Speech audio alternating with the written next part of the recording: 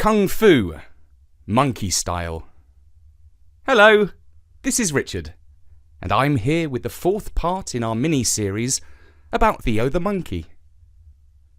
Sifu Stan sank into his living room settee, sipped his green tea, and pointed the remote at the TV. He switched to the 24 Hours news channel. As usual, all sorts of horrible things were happening all over the world.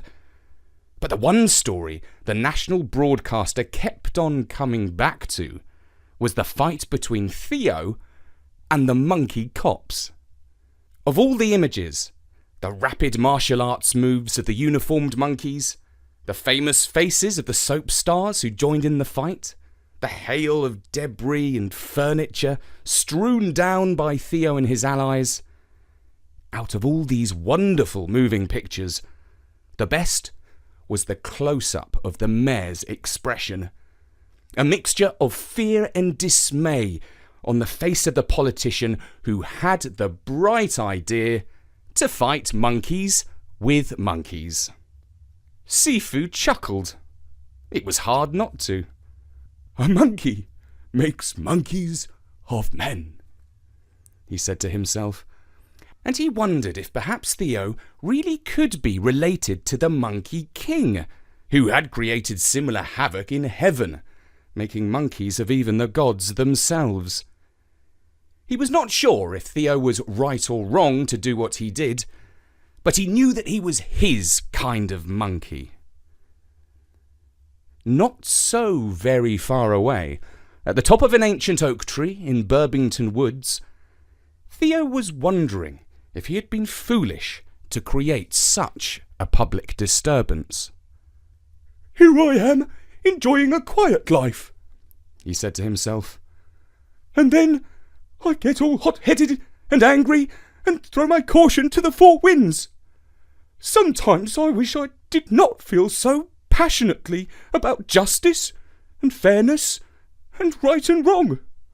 Is it too much for a lone monkey to take on the whole corrupt system?" It might have been logical for Theo to think about getting some help in his struggle. He could have thought about setting up a band of merry monkeys who would hide away in the woods. After all, the three monkeys who had come with Mr. Grabber to the police ceremony had rebelled and joined in the fight on his side. Even some of the humans had run riot, either in the name of justice, or possibly because they just enjoyed behaving like monkeys. But Theo did not think this way. He had always been a loner. He did not trust other monkeys. Even if their hearts were in the right place, he thought they would always be tempted to do something too cheeky and too silly and get themselves and Theo caught. The next morning, when Theo visited Neat's garden for his breakfast, the boy came up to him and said, "I've spoken to Sifu, and he says it's more important than ever that you learn Kung Fu. He's seen the monkey cops on TV, and he says they are a strong fighting team." This time, Theo did not miss his martial arts lesson. At 6 o'clock on the dot, he swung in through the open window of the village hall. Theo and Neat stood side by side. A monkey has different sorts of limbs to a boy, and it is hard for him to stand smartly like a martial arts student. His arms are too long, and he has to lean forward. If he tries to bow, he'll probably end up on all fours. Sifu stood facing the students. Normally, he began the lesson with heels together and toes turned out. His legs and back were straight, and he would draw up his palms to pull energy into his body, which he could release with an elastic kind of force.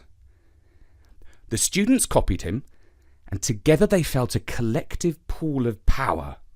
But that evening, Neat was puzzled by his Kung Fu master. "Is Sifu not well?" he thought. The teacher was swaying from side to side. It almost made Neat feel dizzy to look at him.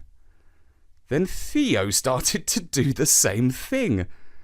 It was like having 2 drunk monkeys in the room.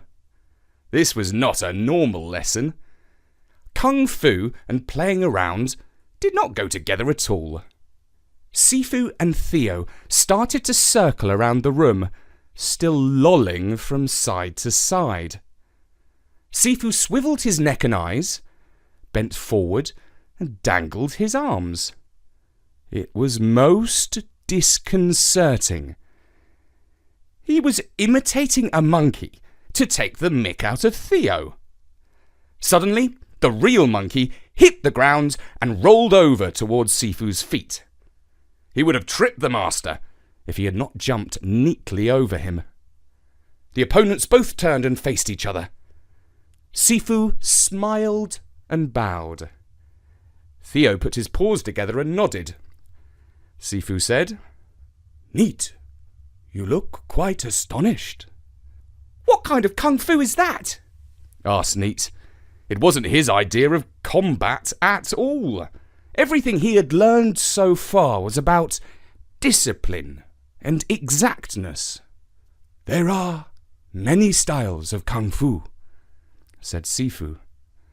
"This one is called the Drunken Monkey. Some say that humans copied it from monkeys, but others, myself included, believe that in ancient times monkeys taught it to humans.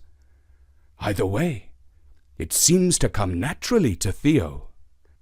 And for the rest of the lesson, the 3 of them practiced rolling and swivelling, looking deceptively like they were about to topple over, but actually keeping a perfect sense of balance.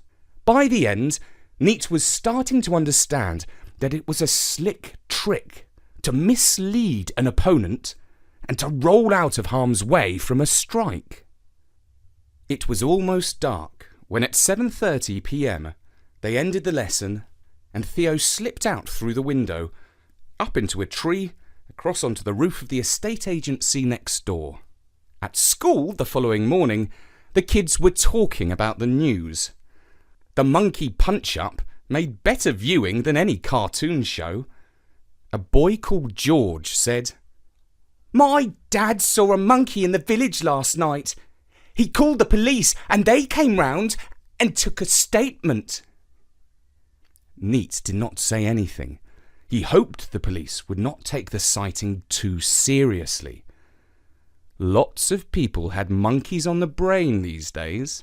But that evening, 2 police officers called at the shop and spoke to Neat's mum. They asked if she had seen or heard anything unusual the night before. Anything that could suggest the presence of a monkey in the vicinity.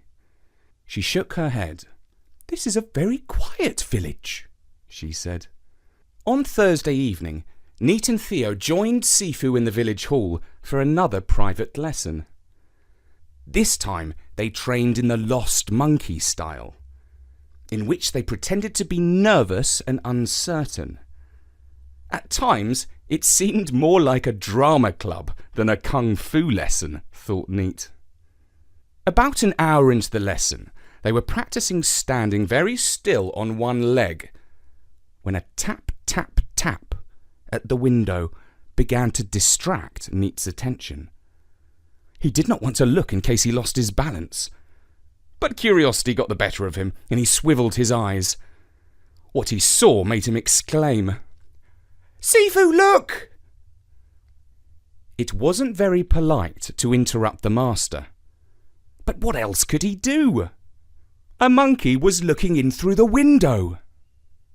Sifu did look, and remained very calm. Theo didn't. He flew at the window, banging on the glass with his fist and screaming at the intruder. Neat had one thought. "It's the monkey cops!" He expected a heavy knock on the front door and a deep human voice to say something like, "Police, open up!" But the knock did not come. Sifu went over to the window and said, "Theo, a student of Kung Fu must keep his head at all times." He was forced to repeat himself a couple of times before Theo finally obeyed and jumped back onto the floor. Sifu opened the window and not one, but 3 monkeys jumped into the hall. "Are you the police?" he asked. The 3 monkeys did not reply. Actually, they did not understand many words of English beyond the essentials, such as bananas and bath time, which they thought meant quick, hide. But they did respect a master of monkey kung fu, which is why they stood on their hind legs and bowed their heads. "They don't look like police," said Sifu, and Theo nodded because he did understand English pretty well, although he could not speak it, of course. He did speak to the monkeys, though. He said something like, which meant, "What in all the jungle are you doing here?" And the monkeys bowed their heads again. Theo shook his fist and raged at them. "I think," said Neat, "that they want to join the Kung Fu class, and Theo does not want them here." "I think you are right," said Sifu. And then Neat saw that the situation was getting even more complicated. And that was the story of Kung Fu Monkey Style. And if you'd like to find out what happens to Neat, Theo, and the new arrivals, tune in next time to storynori.com. For now, from me, Richard, goodbye. Goodbye.